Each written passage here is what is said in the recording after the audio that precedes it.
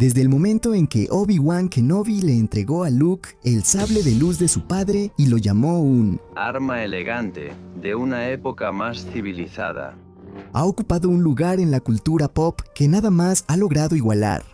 Desde entonces, el diseño fundamental del sable de luz ha sido reinventado, transformado y ha evolucionado hasta dar lugar a 39 variantes distintas. Y hoy vamos a cubrir todas ellas. Antes de que existiera el sable de luz, existía el sable de la fuerza. Desarrollado por los Rakata, una especie tecnológicamente avanzada y profundamente sintonizada con el lado oscuro, aproximadamente 25.000 años antes de los eventos de la saga Skywalker. El sable de la fuerza fue el arma de hoja de energía más antigua conocida en la galaxia. Canalizaba energía concentrada del lado oscuro a través de cristales de ébano cultivados en laboratorio para producir una hoja de plasma brillante, y venía en una variedad de colores, al igual que los sables de luz posteriores. El arma solo podía activarse a través de la fuerza y utilizaba específicamente el lado oscuro para hacerlo. Eso la hacía extraordinariamente peligrosa para cualquier Jedi antiguo, los predecesores filosóficos de los Jedi, que intentara usar una. Cada vez que se activaba era un roce con el lado oscuro, y el uso prolongado implicaba el riesgo de una corrupción total. Con el paso de los siglos y la formación de la Orden Jedi, ellos aplicaron ingeniería inversa y mejoraron los principios detrás del sable de la fuerza. El resultado fue el proto-sable, el primer verdadero predecesor del sable de luz moderno. Generaba una hoja de plasma alimentada por un cristal Kyber, muy parecido a las armas que conocemos, pero la tecnología de esa época no podía miniaturizar la fuente de energía.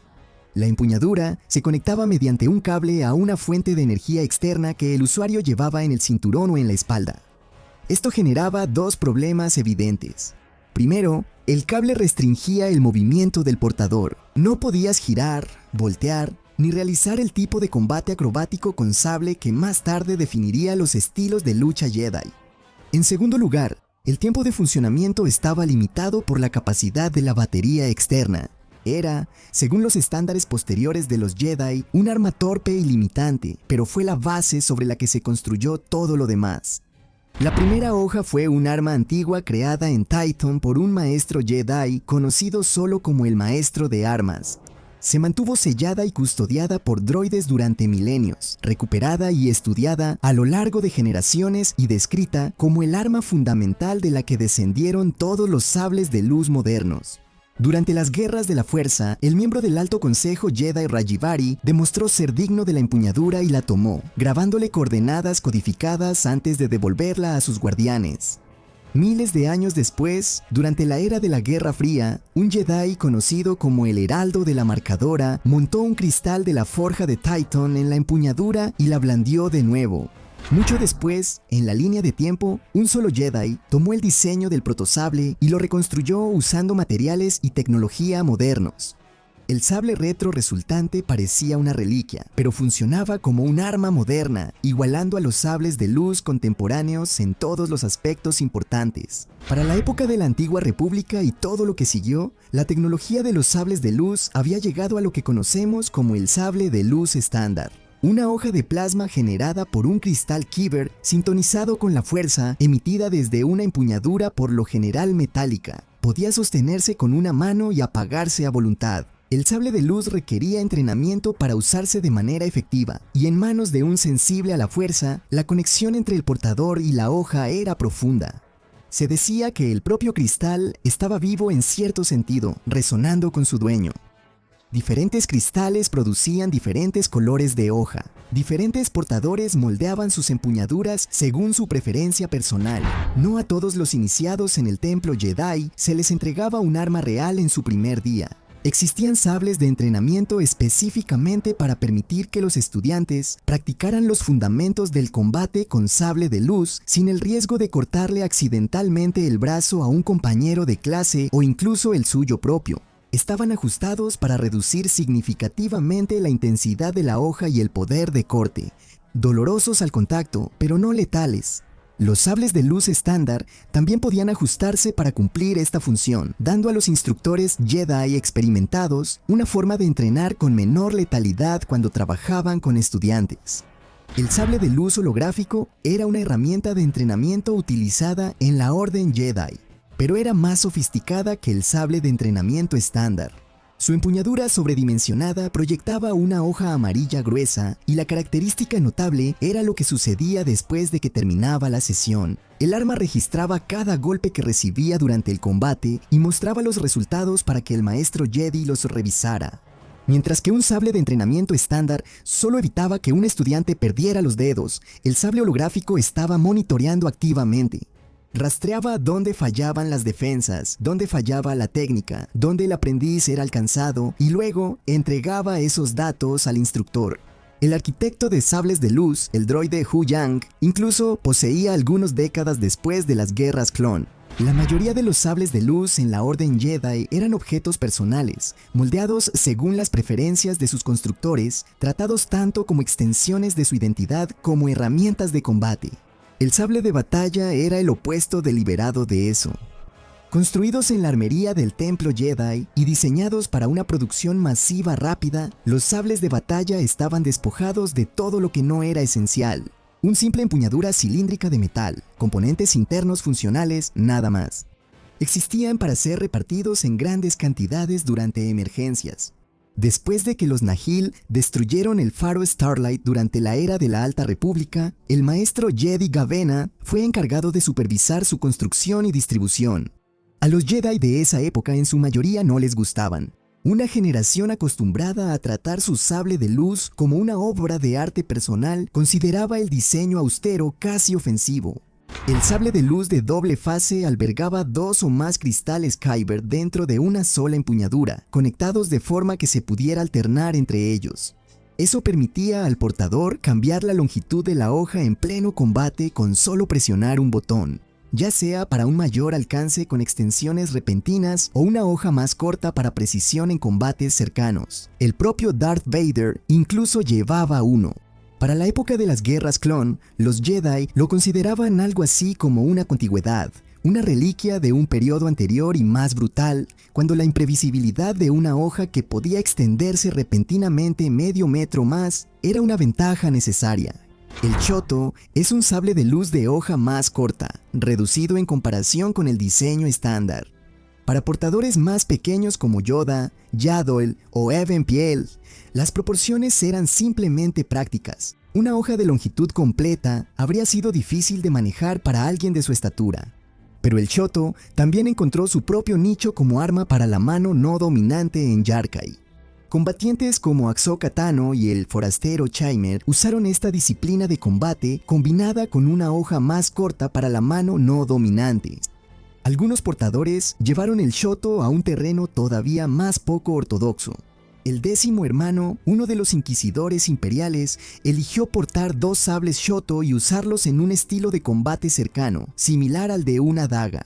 La empuñadura curva se asocia principalmente con el Conde Dooku y la era de la Forma 2. El combate con sable de luz, una forma de duelo refinada para enfrentamientos de hoja contra hoja, en una época en la que los usuarios de la fuerza solían cruzar sables con otros usuarios de la fuerza. La curva en la empuñadura cambiaba el ángulo de la hoja por fracciones precisas de grado, permitiendo una mecánica de muñeca más limpia para el tipo de paradas técnicas y de alta velocidad que exigía la Forma 2 Makashi. Una inclinación curva le daba al portador más poder en los golpes descendentes y permitía mayor flexibilidad en la posición de la hoja durante los intercambios cercanos. La desventaja era que desviar disparos de blaster resultaba más difícil. La geometría ligeramente alterada hacía que redirigir los disparos fuera menos intuitivo, lo cual importaba mucho menos para un conde que rara vez se preocupaba por el tipo de enemigos que llevaban blasters. Mientras que la mayoría de los sables de luz producen una hoja cilíndrica, la empuñadura del sable ancho contenía emisores configurados para producir una hoja más ancha y plana, mucho más parecida en silueta a una espada tradicional de metal. La mayor superficie aumentaba la cobertura de la hoja y la convertía en un arma visualmente más imponente. La desventaja era la pérdida de ese filo omnidireccional. Un sable ancho cortaba en las direcciones en las que estaba orientada su cara plana. Un sable estándar cortaba en cualquier dirección. Los planetas volcánicos como Mustafar producen una variante rara de cristal capaz de generar una hoja que se comporta de manera diferente al sable de plasma estándar. El cristal de lava es menos enfocado que un cristal Kyber convencional. Genera una hoja densa y pesada que produce un calor extremo y localizado. Ese calor es lo suficientemente intenso como para hacer que el plasma circundante adopte el comportamiento de la lava real, goteando, chisporroteando y dejando un rastro de llamas a lo largo de la hoja. En términos prácticos, esto hacía que el sable de luz con cristal de lava fuera impredecible y difícil de bloquear limpiamente. El sable de luz de fase intermitente era un sable estándar modificado para encender y apagar su hoja en intervalos aleatorios. El propósito práctico era evitar bloqueos. Un oponente que dependía de su propia hoja para desviar ataques de repente se encontraba golpeando un arma que podría no estar ahí, o siendo golpeado por una que de repente sí lo estaba. Tanto los Jedi como los Sith consideraban las hojas de fase intermitente profundamente deshonrosas. Los Jedi desaprobaban el mismo principio detrás de la técnica de sable de luz llamada chakada, que consistía en encender y apagar deliberadamente la hoja durante el combate. El siguiente es el elemento con el nombre más técnico de la lista, y en realidad el nombre describe algo significativo: el sable de luz de pulso de ignición cíclica bifurcada. Un sable de luz estándar sumergido en agua se apaga casi de inmediato. La hoja de plasma se desestabiliza y el arma necesita reparación antes de que vuelva a encenderse. El maestro Jedi Kit Fisto resolvió esto desarrollando una configuración de doble cristal que mantenía la integridad de la hoja bajo el agua, y registró la modificación en el Gran Holocron Jedi. Las guerras clon incluyeron grandes batallas en el mundo oceánico de Camino y en el planeta acuático de Mon Cala, y la capacidad de luchar eficazmente bajo el agua era tácticamente significativa. La modificación se difundió rápidamente por toda la orden. Luke Skywalker incluso descubrió que el sable de Anakin ya lo incorporaba, lo añadió al suyo propio y lo hizo equipo estándar para su academia Jedi. Según la leyenda Sith, Darth Noctis empuñaba un sable de luz que se apartaba completamente de la hoja cilíndrica estándar. La hoja se curvaba, dándole al arma la silueta de una hoz de metal en lugar de una espada. La forma de hoz habría creado un patrón de ataque dramáticamente diferente, permitiendo movimientos de enganche, golpes de arrastre y la capacidad de atrapar la hoja del oponente en la curva. El sable de luz de doble hoja, también llamado sable bastón, fue inventado por el legendario Señor Oscuro de los Sith, Exar Kun, y a partir de ahí se fue difundiendo lentamente. La Orden Jedi en gran medida lo evitó, porque fue construido específicamente para el ataque. Un sable de asta permitía una mayor velocidad de ataque con un mínimo movimiento corporal, y la hoja giratoria creaba una pared de plasma que era difícil de penetrar. El arma de Darth Maul la devolvió a la historia galáctica moderna, pero el diseño es miles de años más antiguo que él. El arma requería entrenamiento especializado, ya que un portador sin entrenamiento que intentara usar un sable de asta tenía más probabilidades de golpearse a sí mismo que a su oponente. La física de una hoja girando a esa velocidad en ambos extremos de una empuñadura que sostienes en el medio dejaba muy poco margen de error. También existía una variante del sable de doble hoja con un punto de bisagra en el centro de la empuñadura. Plegado, era lo suficientemente compacto para transportarlo y ocultarlo con mayor facilidad. Extendido, funcionaba como un sable de doble hoja estándar. La bisagra introducía una opción adicional que no estaba disponible en los sables de doble hoja rígidos. Con la otra arma parcialmente doblada, las dos hojas quedaban paralelas entre sí, lo suficientemente cerca como para atrapar otra hoja entre ellas, inmovilizando eficazmente el arma del oponente. Los guardianes del templo Jedi portaban una versión de esto, y el general Pong Krell usaba dos de ellos simultáneamente. Diseñado específicamente para los inquisidores imperiales, el sable de luz giratorio tomó el formato de doble hoja y le añadió un mecanismo de disco giratorio. Cuando ambos lados estaban activos, todo el anillo del emisor podía girar, convirtiendo el arma en algo parecido a una sierra circular. Esto estaba pensado para intimidar a los oponentes y compensar el menor nivel de habilidad de un inquisidor. Un oponente lo suficientemente hábil podía cortar el disco giratorio del anillo desde adentro o desde afuera, haciendo que el arma se desarmara de manera catastrófica. Los inquisidores también descubrieron de manera algo accidental que el mecanismo giratorio generaba suficiente sustentación para permitirles usar las armas como helicópteros improvisados para escapar por el aire. El sable separable era un sable de luz de doble hoja con una segunda función. Podía separarse en dos sables de luz independientes de una sola hoja. Esto le daba al portador tres configuraciones de combate distintas: sable de doble hoja, dos sables o una sola hoja, todo con un solo sistema de armas. La flexibilidad táctica que esto proporcionaba a duelistas como Asajj Ventress, la tercera hermana y Cal Kestis era significativa. Y la capacidad de cambiar en medio de la pelea entre una postura amplia, con sable de doble hoja, y un estilo más cerrado con dos sables, era algo para lo que la mayoría de los oponentes no podía prepararse eficazmente. La pica de sable de luz tenía dos versiones distintas. La primera era, en esencia, un sable de luz de doble hoja estándar, una versión que llevaban los guardianes del templo Jedi como su arma asignada. La segunda era muy diferente. Un arma construida más como una lanza que como una espada, con una empuñadura considerablemente más larga que el cuerpo de quien la portaba, terminando en una sola hoja de sable de luz que era más corta y gruesa que una hoja normal. La empuñadura extendida mantenía a los oponentes a distancia, permitía ejercer mucha más fuerza para golpes barridos poderosos y convertía la ventaja de alcance en una parte central del estilo de combate. El sable de luz con guarda cruzada es antiguo, anterior a la era de la Alta República, y algunas versiones de la era de la Alta República tenían guardas cruzadas físicas de metal. Sin embargo, el diseño estándar producía dos pequeñas hojas de energía secundarias desde salidas justo debajo del emisor principal, dirigidas hacia los lados a través de un modulador de energía especializado con un divisor de cristal. La versión del sable con guarda cruzada de Kylo Ren tenía una distinción importante respecto al diseño clásico. El suyo no fue construido pensando en las guardas cruzadas desde el principio. Su cristal Kyber agrietado e inestable producía un exceso de energía que habría quemado la empuñadura si no se liberaba en algún lugar. Las hojas de la guarda cruzada en su sable existían únicamente para liberar ese exceso de energía. La firma visual del arma, las hojas parpadeantes y chisporroteantes, era una consecuencia directa del daño en el cristal. No había construido un sable con guarda cruzada, sino que había construido un sable que necesitaba una guarda cruzada para mantenerse intacto.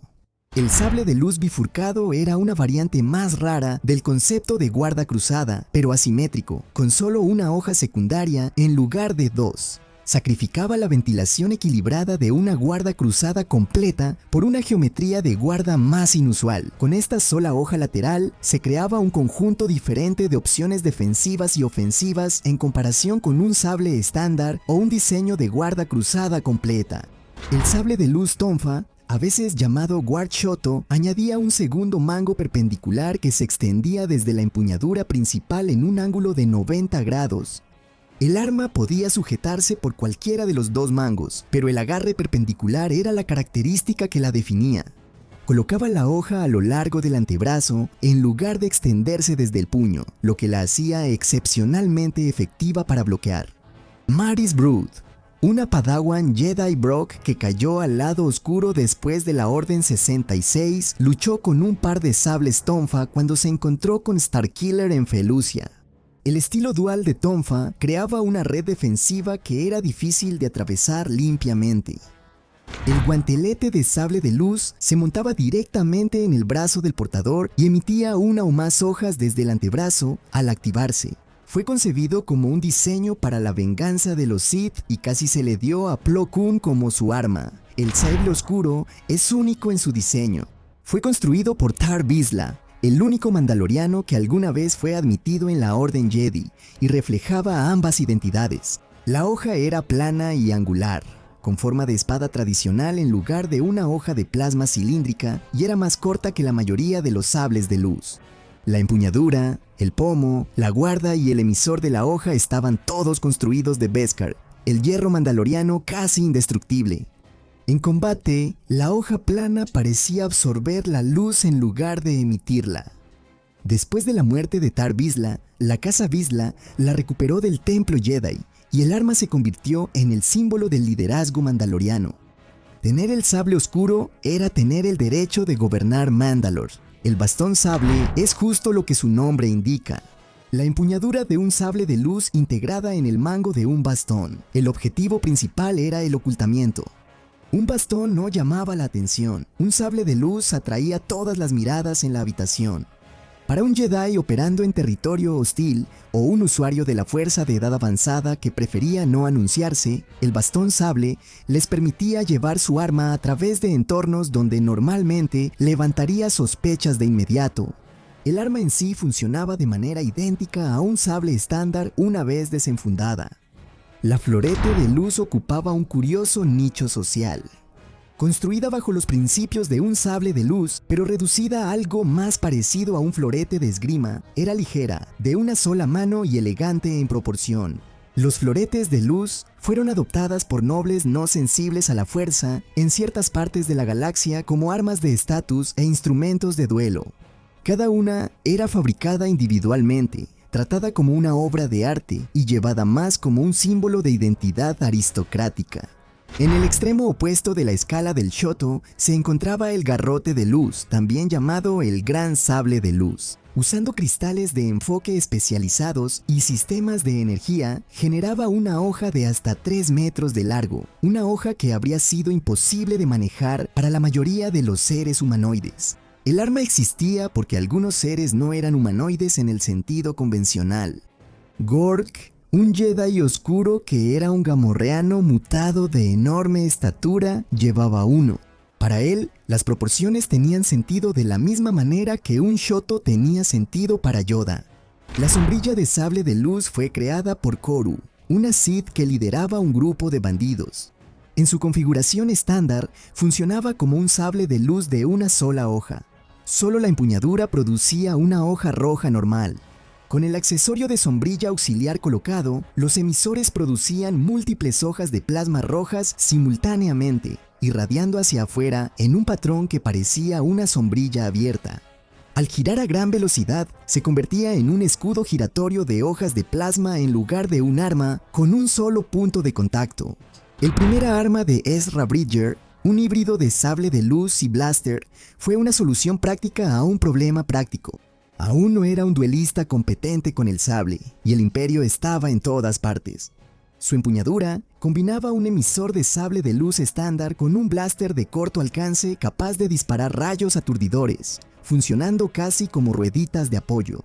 No era tan poderoso como un blaster dedicado o un golpe limpio de sable, pero le daba a Ezra opciones que de otra manera no tendría. La capacidad de atacar a distancia cuando no era viable acercarse para usar la hoja. A medida que sus habilidades mejoraron, pasó a usar un sable estándar. El rifle de sable de luz tomó un enfoque diferente al problema de atacar a distancia. En lugar de incorporar un blaster en la empuñadura de un sable, era una plataforma de rifle dedicada diseñada para aceptar un sable de luz estándar como munición. Una vez cargado, canalizaba la energía del sable de luz en un solo rayo concentrado de poder destructivo extraordinario, algo mucho más allá de lo que un blaster estándar podía producir. La limitación era brutal. Cada sable de luz cargado como combustible podía producir aproximadamente 5 disparos antes de que el cristal se degradara y quedara inutilizable. Y entonces el rifle comenzó a echar humo. Uno se guardó en los archivos Jedi, y después de la Orden 66, la bibliotecaria principal Jocasta Tanu lo recuperó y lo usó contra Darth Vader, aunque no fue suficiente para detenerlo. Farkiller llevó el concepto del sable de luz como plataforma de armas hasta su punto más extremo conocido. Era un rifle de francotirador único en su tipo, construido con tecnología de sable de luz, capaz de atacar objetivos a una distancia de 100 kilómetros. 100. La respuesta del Consejo Jedi fue declarar apóstatas tanto al creador del arma como al Jedi que la usó, y exiliarlos a ambos. El arma en sí se consideraba tan fuera de los límites de lo que la filosofía Jedi permitiría, una herramienta diseñada únicamente para matar a distancia. Ningún enemigo podía responder de la misma forma, por lo que incluso construirla se consideró una violación fundamental de los principios de la orden. La protoespada de la Corporación T representaba lo que sucede cuando un fabricante de armas intenta replicar un arma Jedi sin el cristal Kyber, la sintonización con la fuerza ni los milenios de perfeccionamiento. La protoespada tenía la forma de un guantelete que, al activarse, expulsaba una hoja física afilada energizada con plasma, dándole un brillo amarillo y una capacidad letal real. Podía cortar y podía matar, pero no era tan eficiente energéticamente como un sable de luz real, ya que requería una fuente de energía externa considerable. El látigo de luz funcionaba bajo los mismos principios que un sable de luz, pero reemplazaba la hoja de plasma rígida por un filamento largo y flexible, a veces varios, dependiendo de la configuración. En lugar de un solo cristal grande, los látigos de luz usaban varios cristales más pequeños, y el plasma no tenía barreras de contención que lo mantuvieran en línea recta. El resultado era un arma que se movía como un látigo, se extendía mucho más allá del alcance de una espada y creaba arcos de ataque que realmente eran difíciles de anticipar o bloquear. La disciplina requerida para usar uno de manera segura era considerable.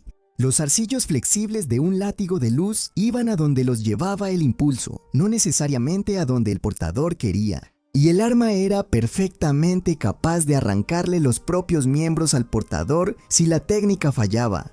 Yurek Ismarin no llevaba sables de luz. En su lugar, se los hizo implantar quirúrgicamente en el cuerpo, 8 de ellos, incrustados junto con placas de armadura subdérmica que sobresalían de sus codos, antebrazos, muñecas y rodillas.